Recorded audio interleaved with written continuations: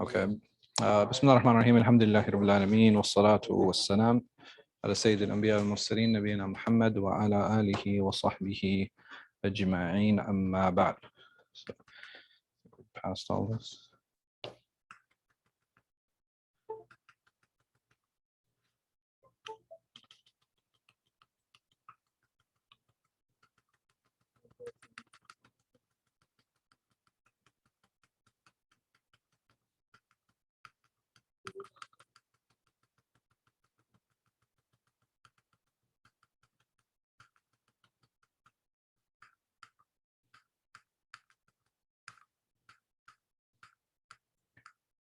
Okay.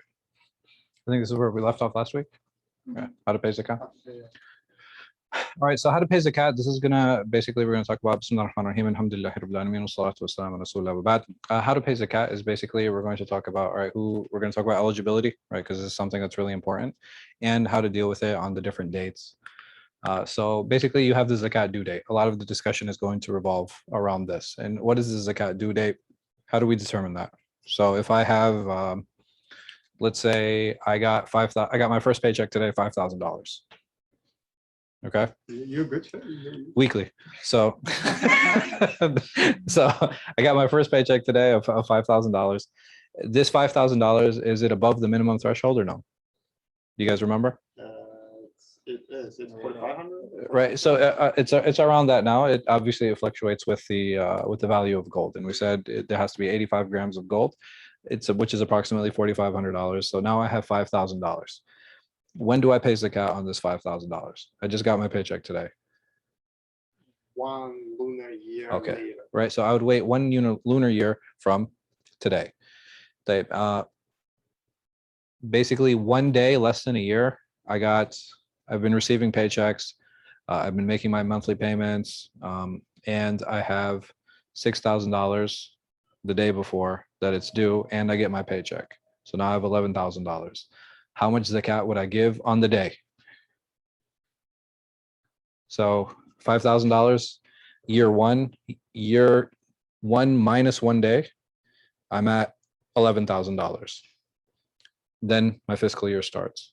How much zakat do I give? So it depends on what madhāhib. In the Ḥanbali madhāhib, you pay only on the 5,000, and you count. And next day you pay out of those 6,000.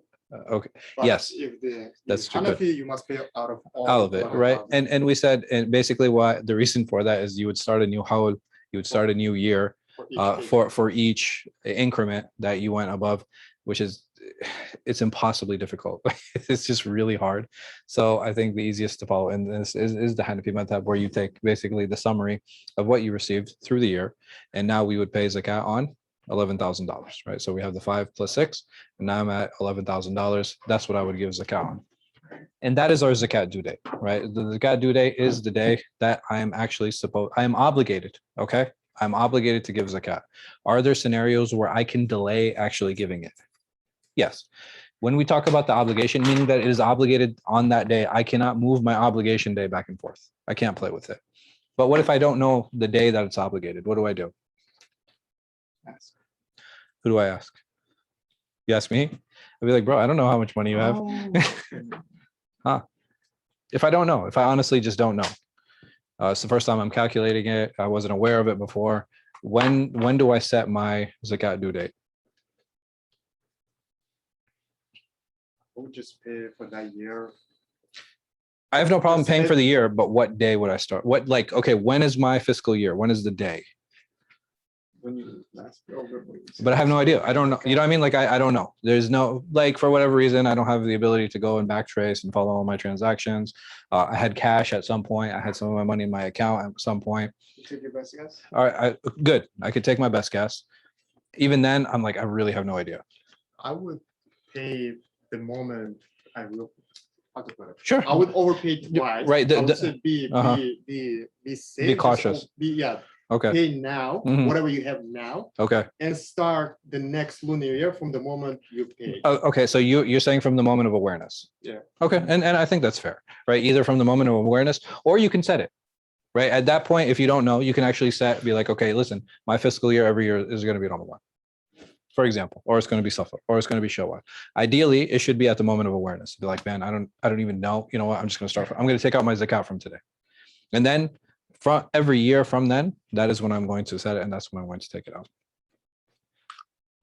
So, can I give zakat before it's due? Right? I don't. Nobody minds. Nobody from the government minds taking taxes early, right? That's never a problem. That's never an issue. But what if my zakat money gets stolen before it's due? Do I have to pay it? It's not due. Meaning that when the actual date comes, what can I do with the money that I had taken out from the zakat? All right, I want you guys to think about this. No problem. $10,000, how much zakat is due? 2.5. You guys, very good. Wait, I'm asking for math here, right? $250. So $250 is due. So if I have that $250 due and I take it out, but my fiscal year hasn't ended yet, and that $250 gets stolen, what happens? You recalculate? How? What you got? Okay, so it becomes a tax deductible, right? So now I only have to pay zakat on $9,750. Does that make sense? Yeah. Okay. Why? Because the zakat due date hasn't come yet, and if I don't hold the money at the due date,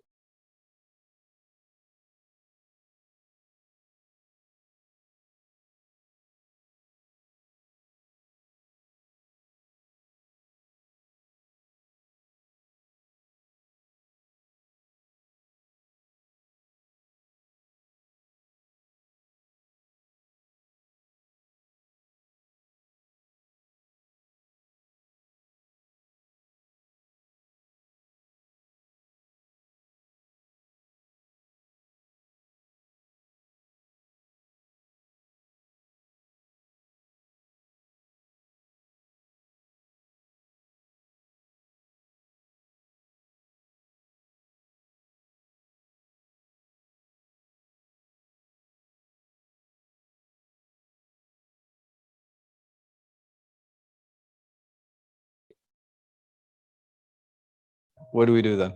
What happened? You've done your part, no? Yeah, you've done your part. Okay. Huh. Since I was fulfilling, I was like an agent for the poor. Sure. Since you already gave it to me, as if you gave it to the poor, meaning you fulfilled your duty. Okay. So the duty that's actually pretty good. But yeah. But it depends how you give me. Give me as an agent. No, you know what? I'm not gonna get into that discussion yet. You're making a very good point, and I'm gonna leave that one off for another time. I get robbed. I'm going to give it to someone, and I get robbed. You recalculate again. Huh? You recalculate, or you had the intention. You're still obliged. I'm still obliged. Can you hit the screen? I'm sorry. So I'm actually still obligated. So that $250, I actually have to what? I have to give it again. Oh, the same amount. I have to give 250 again. I don't recalculate. Why? Because it didn't get to where it needed to be. But if I have Khalid, he's a miskin. He's from the categories. I'm like, hey, listen, let me give my zakat to him. I give him the zakat. The moment I give him the zakat, he walks away and he gets robbed.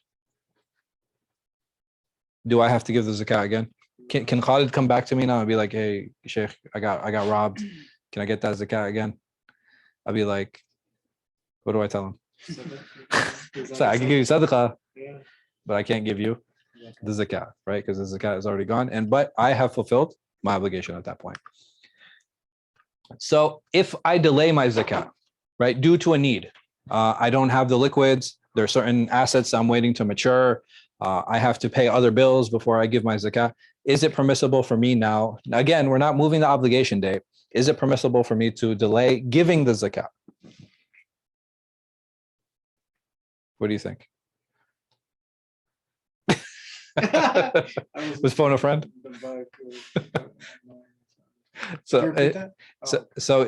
This is basically deferring the zakat, and in this situation, it is permissible. There's nothing wrong with it. What if it gets stolen during the deferment time?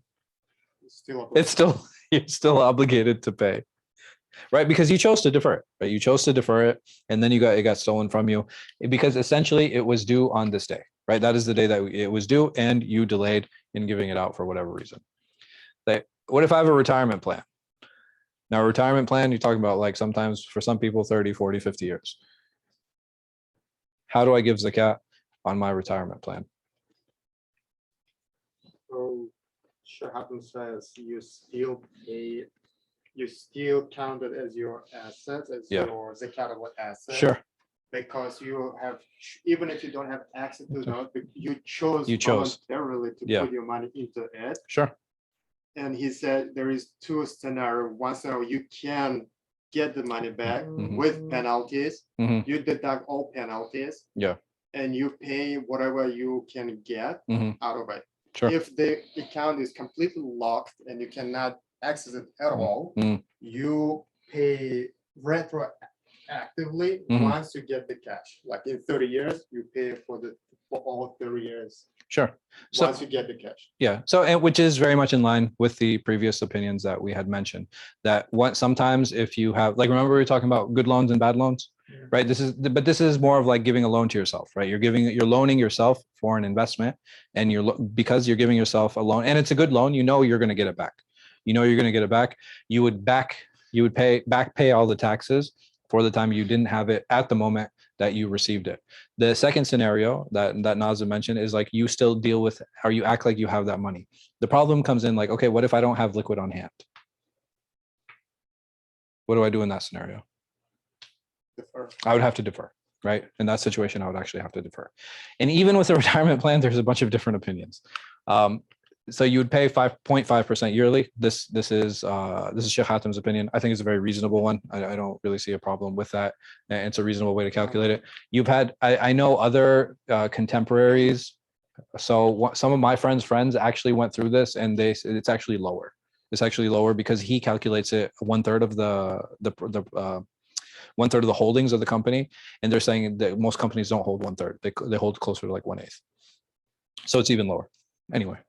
But that's a different discussion. You mean cash holdings? Yeah, cash holdings within the company. There are other scholars who say no, you pay 2.5% yearly. Why? Because this is your money, right? And because you have your money, whether you have access to it or not, it is yours. It is your milk. Remember, we had talked about before the difference between holding something and having the ability to use it. You guys remember that? Just vaguely, slightly, not really. Okay, good. So. Basically, there's a difference between holding money, meaning that it's in your ownership, right? Like this retirement plan, I own the money, it's mine, right? It's nobody else's, but can I use it? So there are scholars who differentiate between the two. They say, okay, if you're holding it, if you own it, as long as you own it, you have to give the zakat. This takes into account you don't have the access, right? You don't have the ability to use it. The owning it is not enough. You also need access to it, similar to what? To debt, right? It's similar to debt. And then you have a third opinion. What do you guys think the third opinion is? You don't pay at all. You don't pay it at all. Absolutely. Not until you're solvent. Meaning not until you get access to it, because it is a conditional. It is a condition. You have to not only own it, but you also need access to it. Sure. What about security deposits? For example, you rent an apartment, there is is it voluntary choice or non-voluntary? So the problem with the security deposit is a type of loan, but the problem with that is you don't know if you're going to get it back or not, right? So as long as it remains unknown, you would treat it as something as unknown, and it would be tax deductible. Meaning that you don't pay the zakat on it. And why would you pay the zakat on it when you actually get it back? Because you have no idea how much you could get 10% of it back, or you could get all of it back. Retroactively. No, because you still didn't know, right? As long as it remains an unknown variable, you can't tax something that's unknown, because there's no guarantee on how much I would get back. You know, like the day before I move out, I could just get angry and like punch a hole in the wall, right? And then that's it. There's my security deposit. It's gone. Because I just got the security deposit back, it's not full. Sure. And I gave it 5 years ago. Yeah. I completely forgot about it. Sure. Like, for 5 years, I didn't even count it. Yeah. Either. And I'm like, okay, so what was the security? Like $700 or something? More than that? Just $1,000. Okay. Yeah. Okay. Let's assume $1,000. Like even if it's $1,000 for 5 years. Yeah, it's gotta be. I mean, it's like a real novel. It's like, what is it going to be like? Yeah. $50? You know, or you know what I mean? Like whatever the case might be, even if you did, but I don't think it applies because you didn't know how much you were going to get back. So that's something, as long as you have something that fluctuates, it's not possible to actually tax it because you have no guarantee that it's going to be a return. The next thing. So if I have if I'm giving zakat before it's due, all of it is dependent on my intention at the time I'm giving it. And where does it apply? If I'm giving it to somebody who's poor at the time. So basically what's happening in this scenario is that I give it to somebody who's poor. By the time it gets here, he's now rich. Wow. Right? In some, sometimes you give people zakat because you want to help them, you want to, empower them, you want to give them like a head start to their business or whatever the case might be. And he's like, all right, bet, dude. And then bam, he takes off. And he is now rich at this point. Does my zakat count or no? Yes. Yes, it does. It is acceptable. There's absolutely nothing wrong with that. But if I give it to somebody who's rich at the time, before it's due, and by the time it gets here, he's now poor. What do you guys think? No. It counts? No, it does not count. So it would be unacceptable because he was not initially from, remember, we're talking about intention at the time it was due. And if it's not, when it was given at the time that it was due, it has to fulfill the conditions, has to fulfill the requirements. Where can I give zakat? Or where is it better to give zakat? I won't say better because you have pretty much an agreement on this. Where do I give my zakat? Buy locally, give locally. I have to give it in the locality. And how do I determine locality?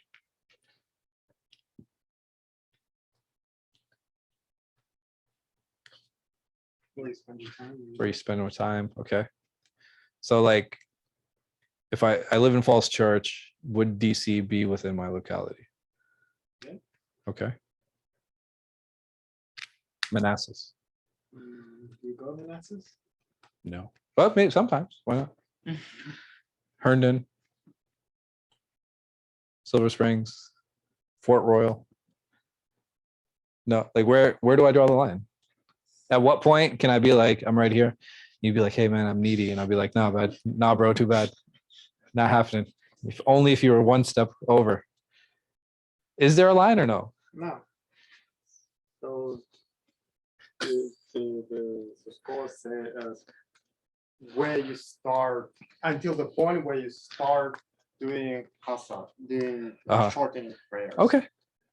Where there, well, that circle, that radius. Yeah, there may be 50-mile radius. Some say. Yeah. Others say there's no any mileage. It's just common customer. Local customs. Yeah. What defines traveling? Sure. And what defines traveler? Sure. And that is one reasonable way of dealing with it. So within 50 miles, and this is the Maliki, Shafi, and the Ḥanbali qawl, that's where it goes. That is how you determine the locality. Outside is not preferred depending on the scenario. So meaning that within 50 miles, this is what they consider, like nobody disagrees on this. Okay. So if I gave it here, it doesn't matter what madhab you're in, you're good. Like everybody's going to be like, yeah, you're fine. You gave it where you're supposed to. The question now comes in, all right, what if we have different criteria? And I want to talk about what are some of the Hanafi criteria, because I think they're actually very reasonable ways to set up, and we should incorporate into our rubric. So basically the Maliki, Shafis, and the Hanbalis, they say it's not permissible to send outside the traveler's distance, except if there's no one deserving in your residence, meaning in that sphere. So if we say, I think Baltimore is probably the 15-mile mark, right? So let's go outside Philadelphia. Right? I think that's a little bit further. So in Philadelphia, what is the only case I can give my zakat to somebody in Philadelphia according to the madhab? Or there's no case, I have to. There is no nobody deserving in your locality. Right. So, and because Baltimore is in our locality, I don't ever see that happening. Right. So basically, whatever is within that circle. But if we assume that everybody within that circle is above nisab, everybody's doing well, everybody's independent, nobody's actually in need. At that point, it is permissible for me to go outside of that circle and go into Philadelphia. The Hanafis, they base it off two things. They base it off need, and they base it off of merit. And who is in? So, for example, for them, if you have somebody inside the circle who's I'm gonna have to put numbers on this, right? So I have a person inside the circle who has $5,000, and I have a person outside the circle who has $3,000. What would I do according to the Hanafis? Stay inside the circle. No, I would give it to the 3,000. Why? Because the need is greater. Also, merit meaning how much contribution does this individual make to the community? That's how they determine merit. Like how much of an asset is the person who the zakat is going to? How much of an asset is he? Or just in general. So if I have somebody who's of major asset, maybe a student of knowledge, maybe a teacher, maybe like a community worker, right? I have these people, and I know that he's in need. And even though he's outside of my circle, according to the Hanafi madhab, it is okay for me to give to that person. Why? Based on merit. They say it's still better to keep it inside the residence, and it is preferred, but you have situations where it's okay to send it outside. Any questions on this? That'd be the same case with Qurbani. So the Dhabiha and the Qurbani is a little bit of a different issue. It is preferred for sure. It is preferred for sure. I don't know in the madhab it says you have to do it locally though. I'll look into it and I'll get back to you. Inshallah. But it is jais. Like I know that there are scholars who hold it to be permissible to send it outside. All of them will say it's preferred to do it locally and distribute it locally, be involved locally. There are benefits for the community. There's benefits in actually being involved in the slaughter itself, right? It's a very unique type of ibadah. It's a very unique type of worship. Saudi exports a lot of that meat. They do, yeah. But they what they do is they actually slaughter in the country, they freeze it, and then they'll send it outside.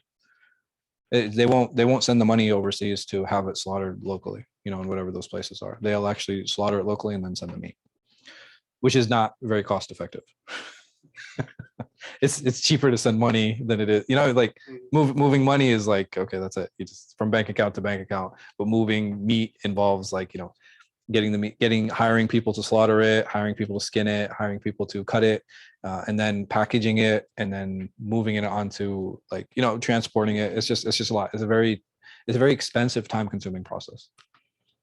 So the recipients of the zakat, who are eligible to receive zakat, and all of it is based on this verse in Surah At-Tawbah. Allah subhanahu wa ta'ala says, "Innama sadaqat," over here, sadaqat, right? So we had talked about this before. Why is that significant that Allah is saying sadaqah here? Why didn't he say innama zakat?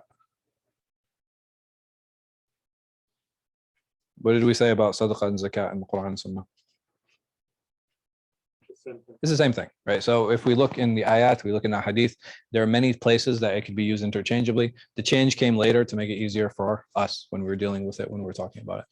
للفقراء والمساكين والعاملين عليها والمؤلفة قلوبهم وفي الرقاب والغارمين في سبيل الله وابن السبيل فريضة من الله والله عليم حكيم.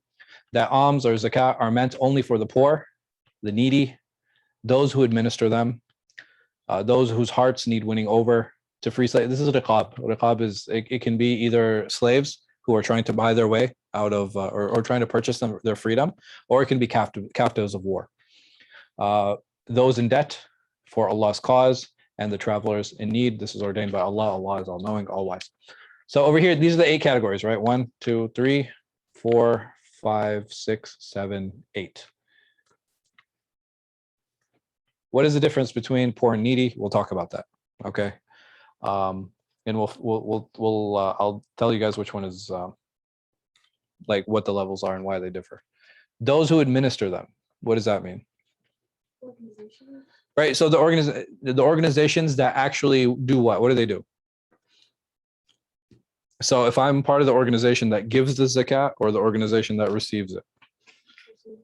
Okay, that receives it. So if I'm a tax collector, then I do. What if I'm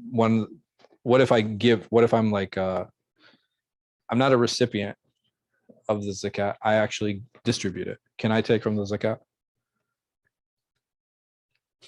The one who received is the one who So received. it's not always the same. It's not always the same. You have tax collection agencies that are definitely out there, but in the U.S. are they any different? No, they're the same. Why? Because it's all voluntary anyway. Like we all do it. But the important thing to keep in mind, the important thing to remember, is that here in the U.S. at least, it's the same organization. It's the same organization. So let's say that Islamic Relief is one of these big organizations, and they take zakat. What does that mean? That they can they pay the salaries with that? No. It says zakat it's not going to the needy.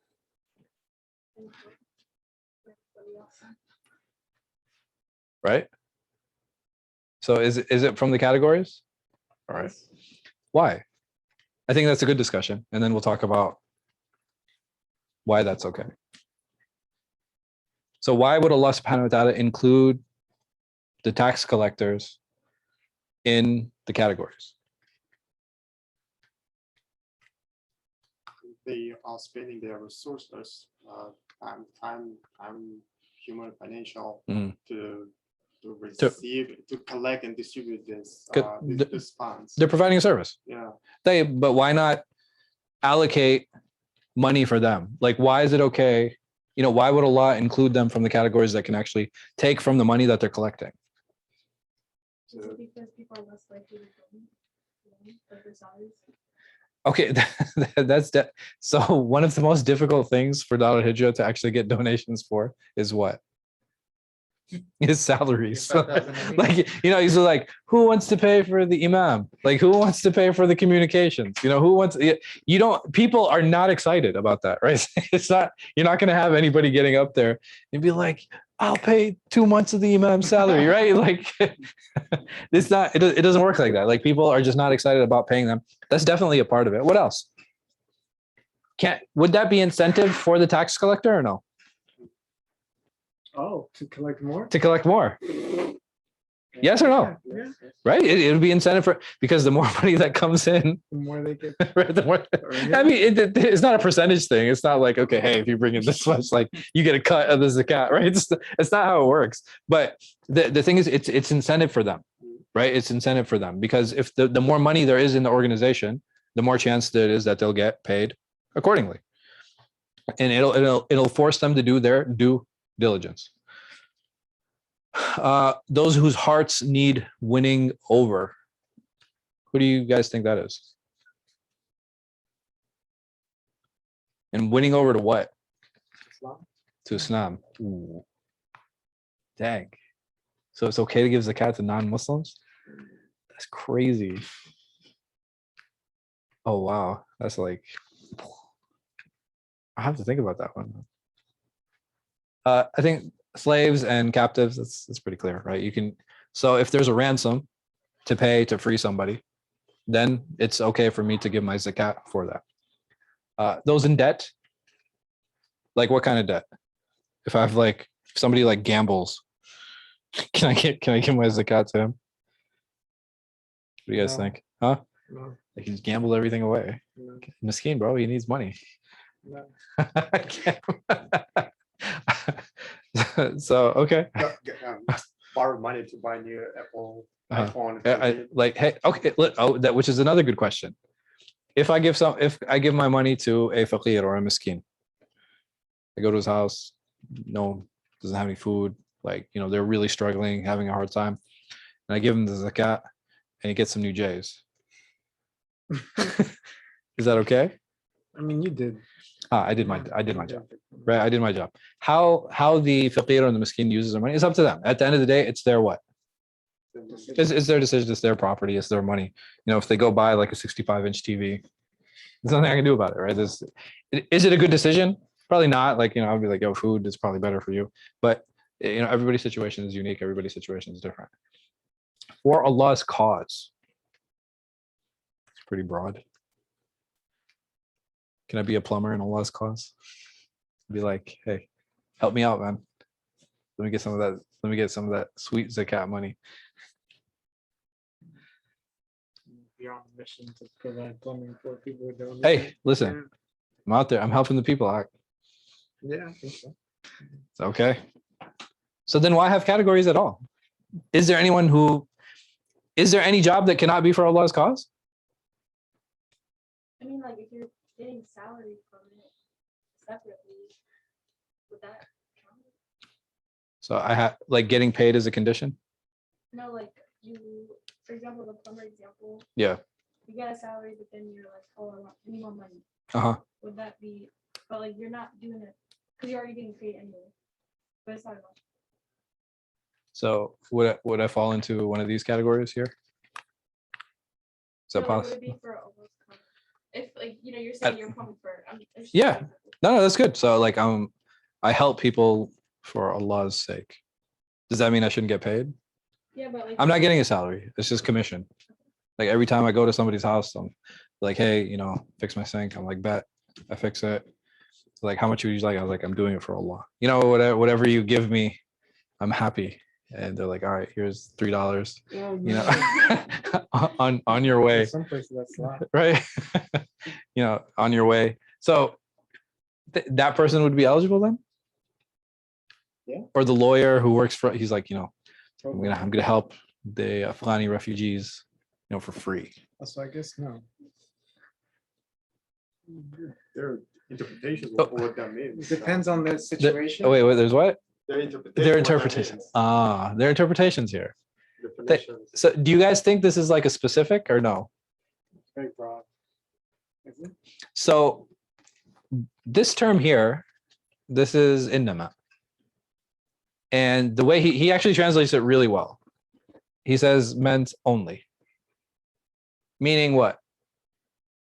Only, That only, strictly, exclusively. exclusively, thank you.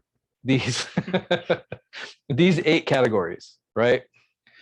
What would be the purpose of having 8 categories and then one of the categories encompassing everything? Where's like why not just delete all of these and say for Allah's cause?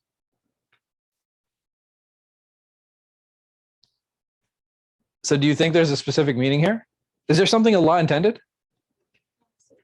There has to be, for sure. What do you guys think that is? War? Ooh. Jihad. Yeah, I was thinking that was that. I would say that. Right, it's Allah subhanahu wa ta'ala here in Allah's cause, and the soldiers.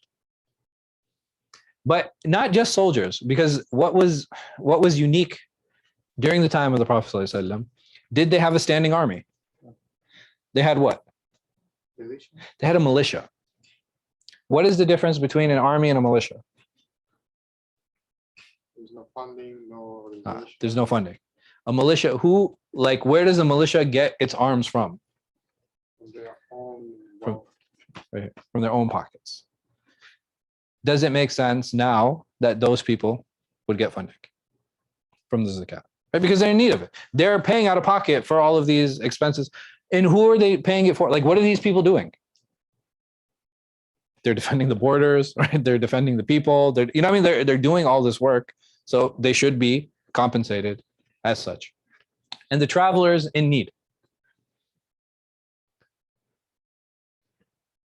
Can a person be rich, a rich traveler and in need? Yes. Okay, how?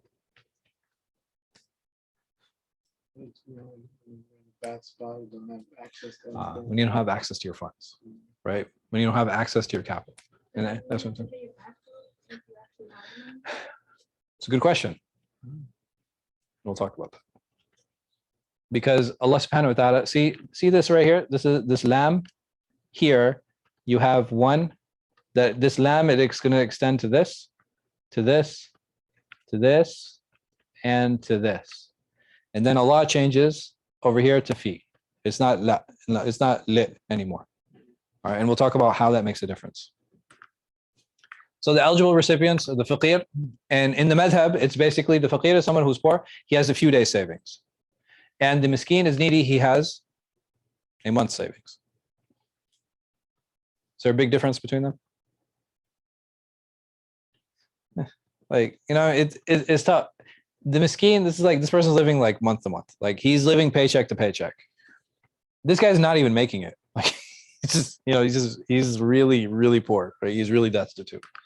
The tax collectors, and we had talked about that, whose hearts need winning over. And we had said that they are, they're not Muslim. So these are the non-Muslims. Like, so the Malikis and the Ḥanbalis, they say that this applies to the non-Muslims also, right? It's not just non-Muslims, but it applies to them also. Who's the other group? It's basically the border Muslims.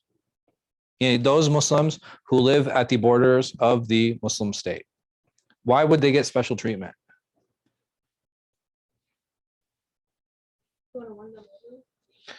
Okay, win them over. They're already Muslim, right? They're already Muslim. So they're at the edge of the Muslim state. They're at the borders. They're the ones who are most likely to be invaded first, right? Or they're the ones to be attacked first. Why give them special treatment? And what are we winning their hearts over? In what way? Okay, strategic for sure. But I'm saying, like, we're talking about the people now. Like these people here, like you guys are now live on the border. And then I am a representative of the state. And I come in and I was like, hey, you guys get a bonus for being on the border. And bam, bam, bam, I hit you off. Biden put some more stimulus, out there. And you guys are hooked up. How would that make you feel?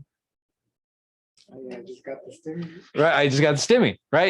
And what is that? How does that make me feel? Because I might be new to Islam too, right? Many times these people who live on these border states, they're new to Islam. And now me, somebody who lives a little bit further inland, I'm looking at these guys like, dag, I need to move out to the border too, so I can get some of that stimmy, right? So, and these things are important because it will now bolster the defenses of the state. Because you have people who are now taking that risk of living at the borders.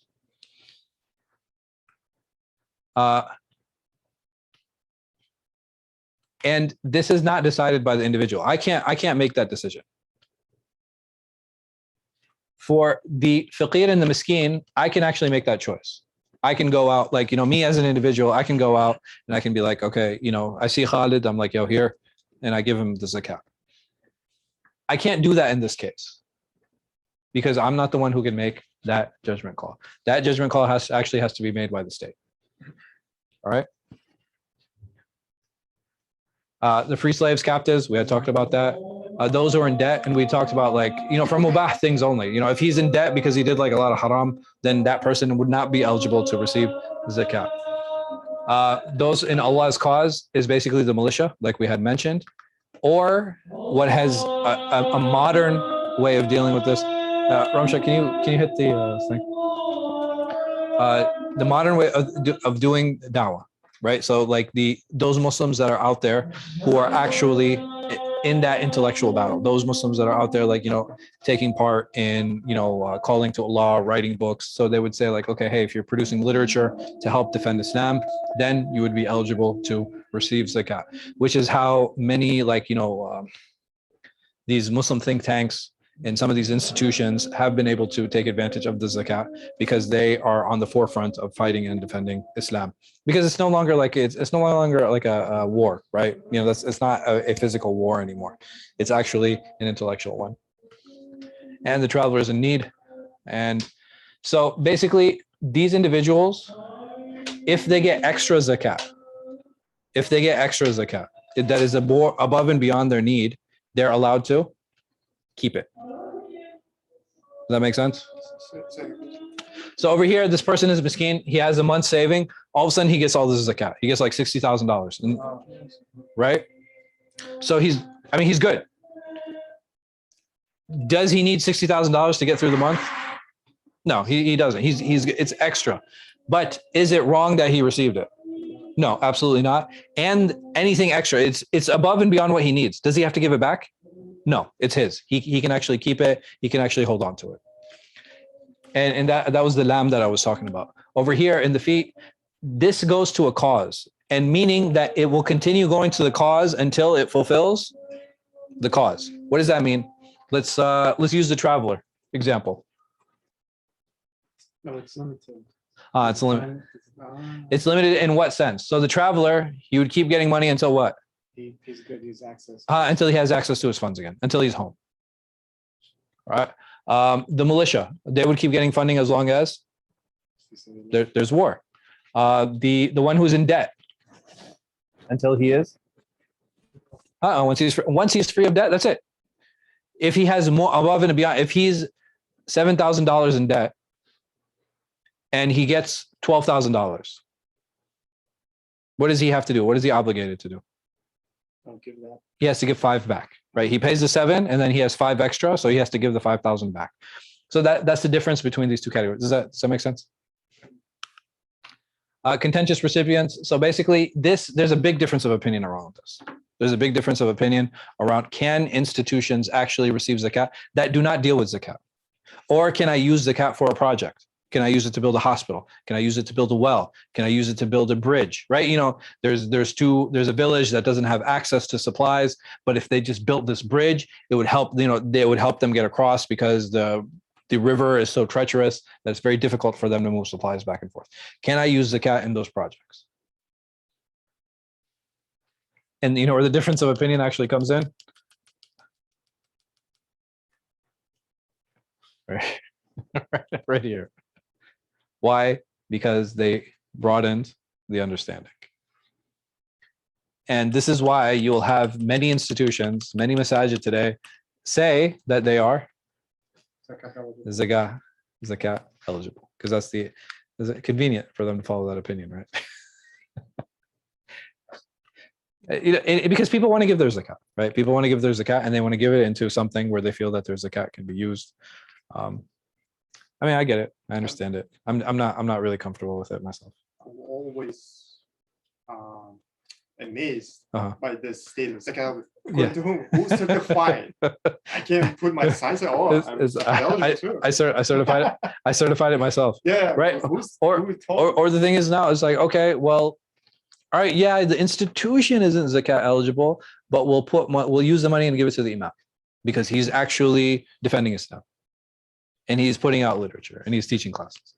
You know, it's like you can start finding all of these little loopholes, and it becomes really challenging. It becomes really difficult. I think the first one to actually open it up in this way was Razi. So in his tafsir of the ayah, he's one of the first scholars to actually. He kind of opens that door a little bit and says, "Fi sabilillah." It applies to all these things, and then you have a whole bunch of people that just kind of follow him in that. But I think it's like the well example, you wouldn't put a well for people who Can you say that one more time? like the well, for example. Yeah. You would put a well where people would need it because you would put it where people would need it, aka they're poor and needy, not like. Sure. Yeah. Right. If they're poor and needy. Absolutely. And I agree with you 100%. Like, so what would be an ideal situation, or what can we do in that situation? There's a village that's poor and needy and we have all these zakat funds. What do we do? Give them the resources that they need, like water, with that well. So you actually have a number of scholars who say that if you fear that the person that you are giving the zakat to will misuse it, what can you do? Well, I mean, totally missed the point. Like altogether, it's like go get the new iPhone. No, like it's not, no. It's like they're gonna misuse it. I might as well misuse it in my bid. Right. So you can dictate how the money is used, right? You can dictate how the money is used. And what are some ways for that? Paying the rent, right? Getting furniture. Maybe household goods, like, you know, because people suffer from different things. And this is one of the reasons that it's important for us to understand why we can't just have people coming and begging, why we can't just have people coming and asking. There has to be a process, right? There has to be a process in place. You know, because you have people coming in, it's like, oh, you know, I need money today. I need money right now. Usually who are those people? It's usually people with a drug problem, very honestly, right? You know, the person who needs the money today, you know, having people come, it's like, oh man, I need money today. You know, I was kicked out of my house yesterday. I was like, okay, when did you know you were going to get evicted? Right? You know, evictions don't happen overnight. It's usually like a 6 months to 1 year process. Like and I think it's not about being cold. It's about understanding, because what is the purpose of the zakat? Is the purpose of the zakat just to get him through the day, or is it to help him get over a hump? Right? We don't. There's a difference between empowering and enabling. What's the difference? What is the difference? And which one is zakat? Is zakat meant to enable or is it meant to empower? Right? It's meant to empower. And at the end of the day, how much zakat is a person really going to get? Like, seriously. Even if I manage to collect $1 million in zakat in Falls Church, $1 million in zakat, meaning that there's like $250 million of money that the Muslims have in Fairfax, and I collected 1 million. I think my calculations are wrong in there, but anyway, so I managed to collect $1 million in zakat. Realistically, I can help 60 families with $50,000. I think my math is wrong again.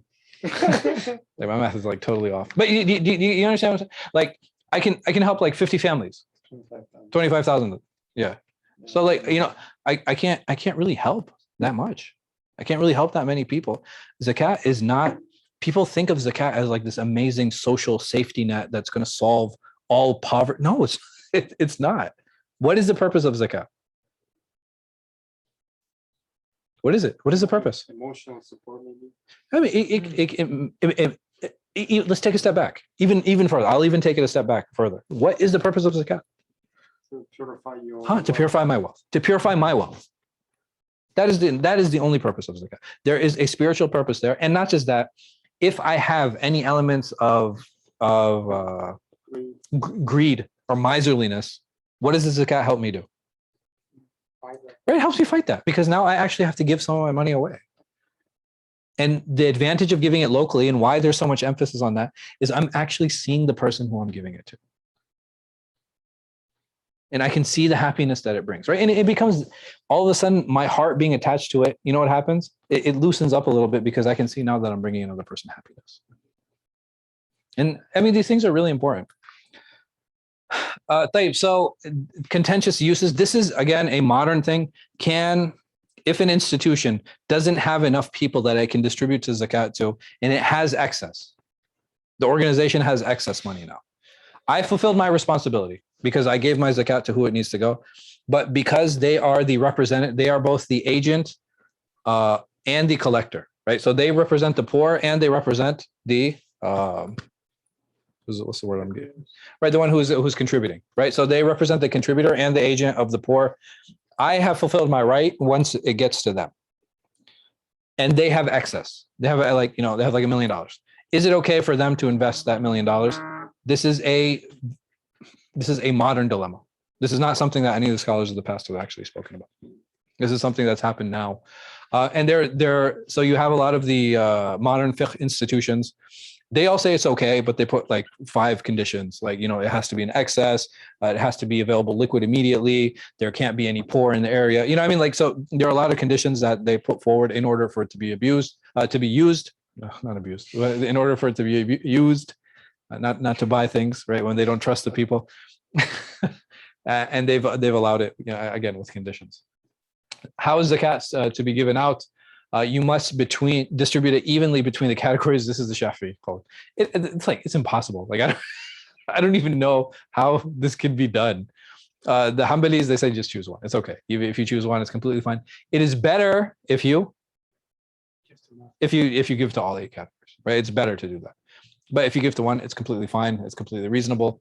All categories are to be given according to these conditions, up to their needs or to reach their destination or for 1 year. Remember, we were talking about the 4 categories, right? There are 4 categories that are causes. The causes have to be given up to the need, or up to nisab, or for their lifetime, depending on the individual. Any questions on this? I think that's ineligible recipients. So we have a few minutes.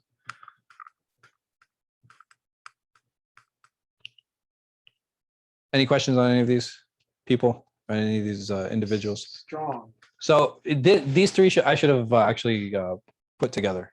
Oh. Right, I should have grouped all of these together. That if a person has these 3 characteristics, then he is not eligible. Eligible, okay. Even if, or if he, I'm sorry, I should have put these two together. So if he's strong and capable of earning, No zakat. then he doesn't get zakat, even if he's poor, Even if you're poor. even if he's poor. Why? They can work. Because they can work. And again, remember what had we said? That zakat is meant to be an empowering system, not an enabling one. What does enabling mean? Just so we're all on the same page. Unemployment? Oh, Ooh, I said it. oh, out loud. burn, Sorry. burn, you libertarian. Huh? I'm sorry. Like prevent, So enabling is like, helping them like short term, okay, short-term help. That's definitely part of enabling. like stopping them from doing it themselves. I can't. No, sure. Like you guys are right, like along the correct lines, but it's basically allowing a person to continue making bad decisions, right? So I'm funding his bad decisions. If a person is a gambler, he's a habitual gambler, and I keep giving him money, what is he going to do with it? He's just going to keep gambling, and he's going to keep wasting the money. If I give him more money, what's going to happen? Right? He's going to gamble more. What if he says he's going to change? What if he's every time? Every time he says he's going to change. He's lying Yes. about his state. Huh? He's lying about his state. Right. So it's like, no, I promise I'm not going to get drugs this time. I promise. Right. So, and the thing is, all right, in those situations, what do? If a person promises, they say, hey, I'm going to stop doing drugs, or I'm going to stop gambling. You give them a chance? I mean, if you believe them, then sure. But if you like know they're lying, How do I know that? what they continue. How do I know they're going to continue? Like, I'm just, why? how many times do I give it to them before I determine that they're lying? Odd number. An odd number, witr, right? The next best decision we could pay directly to his bills. So I for can- rent, for food. So I can control, right? Oh, you I can dictate how it's being used. That's definitely one way. The thing with it, me dictating it to somebody who has a problem, what usually happens with such people? They don't want it. They'll reject it, right? They'll reject it. Or if they do take it, what they do is they create a system. No, they go exchange it. No, they'll exchange it, like they'll abuse it in different ways. So they'll be like, all right, you take care of my groceries, you take care of my electricity, you take care of my rent. Why? So that I can go gamble, right? I can go do drugs or I can go gamble. But dictating it, it's not a bad idea. I think it can work for a lot of people. The other thing is like, okay, are they doing rehab? Right? Have you taken steps for rehabilitation for your problem? And I mean, like, if we see a positive trajectory for someone, I think that's a very good way of doing it. But basically, having a screening process is fundamental. Right? Having a screening process, it's very important for us in order to help people. So lying about a state, if an individual is lying, then he's not eligible for zakat. Yeah. What if they just like let's say they've been in rehab, but then they relapsed. yeah they It's okay. Because the thing is, at that point, what are we looking at? We're looking at the trajectory and we're saying like, okay, hey, listen, there are a lot of positive steps here. But if a person relapses, what do? We stop enabling him, right? We help him up until he's what? He's positive. As soon as he drops, what do? That's when we pull out and be like, okay, hey, we need to start again. So there are ways to do it, and there are systems in place. And again, a lot of it's just a matter of creating those right filters and kind of gently nudging people in the right direction. The household of the Prophet ﷺ. Why? He said it. He was like, no, I don't take zakat, and my family is not going to take it. But why? So yeah, that's I have two understandings. Mhm. First, zakat is something you purify. It's So something if I'm purifying it, filthy. yeah. And secondly, maybe it's so that people have trust because you're giving this to the administrator, Yeah. to the prophet. Yeah. And what if he, in Sure. someone's mind might be, oh, what if he abuses? this Yeah. one? And that's the thing. The Prophet ﷺ wanted to show that he took no benefit from the people. Right? He wanted to prove that. He said, not only am I going to take benefit, but also My family. my family isn't going to take benefit. Conflict of interest. Right. So is- exactly. So that there's no conflict of interest. Children and grandchildren are ineligible. Why? Because I'm responsible for them. Parents and grandparents, I'm responsible for them. Right. These are all dependents. My spouse is ineligible for zakat. Can a wife give her husband zakat? It's controversial. It actually is. But in general, a husband cannot, this is by agreement, a husband cannot give his wife zakat or sadaqah. But a wife can give her husband sadaqah by agreement, zakat. There's khilaf. But majority say no. Why? Why do you think that is? Or why is that dynamic there? Well, the wife is your obligation, responsibility. Yeah. Like parents and children. Absolutely. And why it's allowed the other way around, according to some, there's hadith when Sahabiya came asked about who she can give her slave to. Yeah. And the Prophet said, your husband is the most deserving. Yeah. So not only that, but very essentially, a husband is responsible for his wife, Not the other. and the wife is not financially responsible for her husband. Disbelievers, they are also not eligible for zakat. But all of these people can be given sadaqah. Does the disbeliever one contradict what, like the changing the heart? So that's a very specific type of disbeliever. So this is just disbelievers in general. But is there a specific type that can be? Yes, according to madhāhib. Zakat is only accepted with intention. I cannot back intend, right? It's like, oh man, I gave $5 to that guy. Like, you know what I mean? I can't back intend. I have to intend at the time of giving. And what if I give it mistakenly to an undeserving person? As long as you did your due diligence. Right, it depends, as everything. If it was due to a lack of research, I didn't do my due diligence. What happens? Guess what? I get to give zakat again, right? I'd have to give my zakat again. And if it was due to assumption because of a certain family I know is poor, right? And we know the family to be poor, and I give them zakat in that situation, and it turns out that person is not. No, you're actually fine. Zakat would actually be accepted in that situation. But we always have to make sure to do our due diligence. That's the most important thing. Should I tell the recipient if they, like when I go to give someone zakat, I'd be like, hey, this is zakat, bro. Should I do that? Yeah. Majority of the madhāhib say it's actually makruh, it's disliked. But if it's going to organizations, why do we announce it? Why do I write on the envelope? So that they know to differentiate it and they know to make sure to use it in the correct categories. So next book is the book of fasting, inshallah. We'll be starting that from next week. Sorry, I didn't give you guys enough time for questions, but the time between Maghrib